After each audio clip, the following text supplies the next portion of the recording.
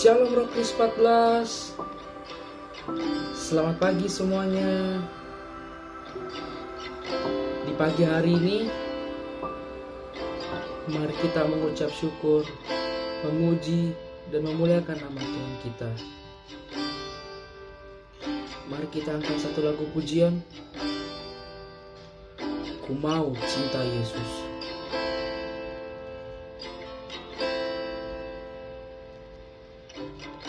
Ku mau cinta Yesus selamanya. Ku mau cinta Yesus selamanya. Meskipun badai silih berganti dalam hidupku, ku tetap cinta Yesus selamanya. Ya Bapa, Bapa, ini aku anakmu, layakkanlah seluruh hidupku. Ya Bapa, Bapa, ini aku anakmu, pakailah sesuai dengan rencanamu.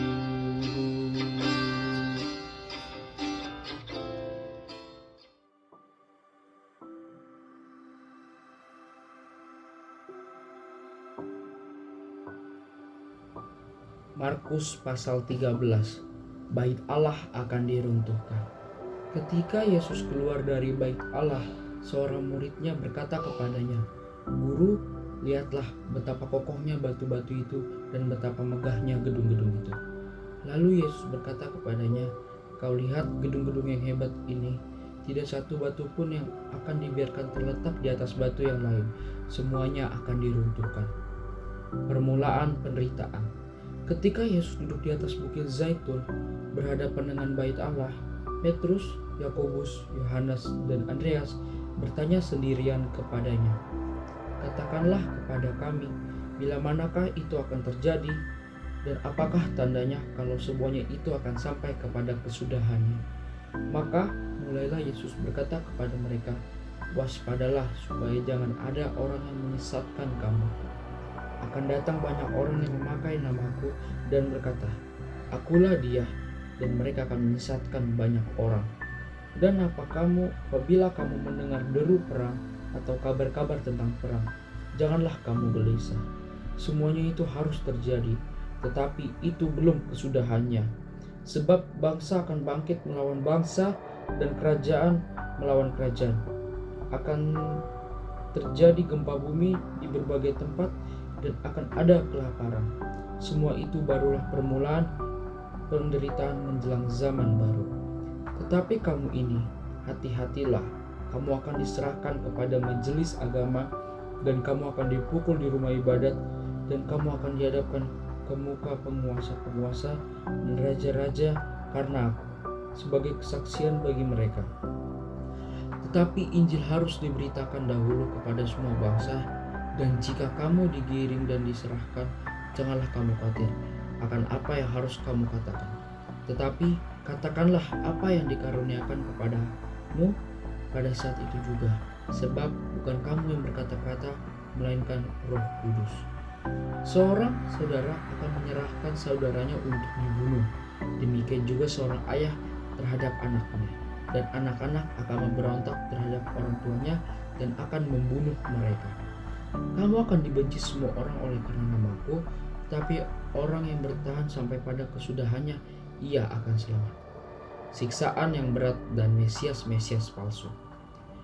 Apabila kamu melihat pembinasa keji berdiri di tempat yang tidak sepatutnya, para pembaca hendaklah memperhatikannya. Maka orang-orang di Yudea haruslah melarikan diri ke pegunungan. Orang yang sedang di peranginan di atas rumah, janganlah ia turun dan masuk untuk mengambil sesuatu dari rumahnya. Dan orang yang sedang di ladang, janganlah ia kembali untuk mengambil pakaiannya. Celakalah ibu-ibu yang sedang hamil atau yang menyusukan baik pada masa itu. Berdoalah supaya semuanya itu jangan terjadi pada musim dingin. Sebab pada masa itu akan terjadi siksaan seperti yang belum pernah terjadi sejak awal dunia yang diciptakan Allah sampai sekarang, dan yang tidak akan terjadi lagi. Dan sekiranya Tuhan tidak mempersingkat waktunya, maka dari segala hidup tidak akan ada yang selamat. Tetapi oleh karena orang-orang pilihan yang telah dipilihnya, Tuhan mempersingkat waktunya. Pada waktu itu, jika orang berkata kepada kamu, "Lihat, Mesias ada di sini," atau "Lihat, Mesias ada di sana," jangan kamu percaya, sebab Mesias-Mesias palsu dan nabi-nabi palsu akan muncul, dan mereka akan mengadakan tanda-tanda dan mujizat-mujizat dengan maksud sekiranya mungkin menyesatkan orang-orang pilihan. Hati-hatilah kamu. Aku sudah terlebih dahulu mengatakan semuanya ini kepada kamu. Kedatangan Anak Manusia perumpamaan tentang pohon ara.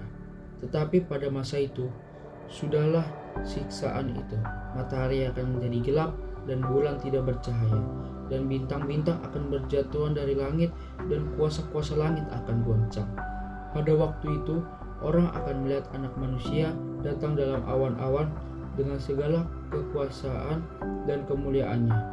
Dan pada waktu itu pun Ia akan menyuruh keluar malaikat-malaikatnya dan akan mengumpulkan orang-orang pilihannya dari keempat penjuru bumi, dari ujung bumi sampai ke ujung langit.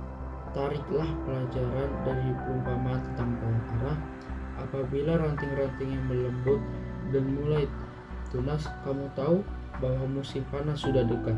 Demikian juga jika kamu lihat hal-hal itu terjadi, ketahuilah bahwa waktunya sudah dekat, sudah diambang pintu. Aku berkata kepadamu, sesungguhnya angkatan ini tidak akan berlalu sebelum semuanya itu terjadi. Langit dan bumi akan berlalu, tetapi perkataanku tidak akan berlalu. Tetapi tentang hari atau saat itu tidak seorang pun yang tahu, malaikat-malaikat di surga tidak, dan anak pun tidak, hanya Bapa saja. Nasihat supaya berjaga-jaga. Hati-hatilah dan berjaga-jagalah, sebab kamu tidak tahu bila manakah waktunya tiba.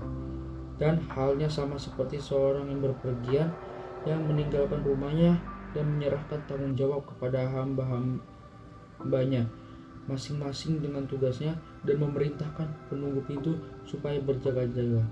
Karena itu berjaga-jagalah, sebab kamu tidak tahu bila manakah tuan rumah itu pulang, menjelang malam atau tengah malam atau larut malam atau pagi-pagi buta, supaya kalau Ia tiba-tiba datang, jangan kamu didapatinya sedang tidur. Apa yang kukatakan kepada kamu, kukatakan kepada semua orang, berjaga-jagalah.